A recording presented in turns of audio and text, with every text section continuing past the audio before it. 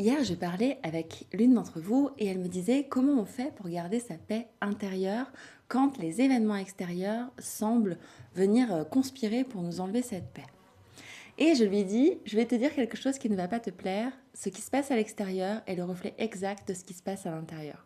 Ce qui veut dire qu'à un moment, il y a quelque chose qui n'a pas été pacifié en toi. Et elle me dit, bah oui, mais moi j'ai l'impression de pacifier, je médite, je me pose, je me calme. Oui, mais l'état intérieur n'est pas pacifié. Pourquoi? Parce qu'on regarde le plan en fonction de notre plan d'incarnation, avec nos égos, avec notre mental, et on va venir se faire percuter à cet endroit-là. Si on s'élève au-dessus du plan et qu'on regarde un petit peu ce que vient de nous apporter cette situation, eh bien on va voir qu'en fait, il y a des choses qui sont venues là pour nous faire travailler et nous faire bouger. Et ces lignes qui vont bouger, elles vont nous apprendre énormément. Et donc la première étape d'acceptation, c'est de comprendre que pour trouver la paix intérieure, il faut juste s'élever au-dessus du plan. Regarder ce qui se passe avec un œil nouveau et se demander ce que cette situation a à vous apporter ou à vous apprendre pour comprendre quelles sont encore les dérégulations de paix à l'intérieur. Je vous fais une partie 2 pour parler de ce sujet-là.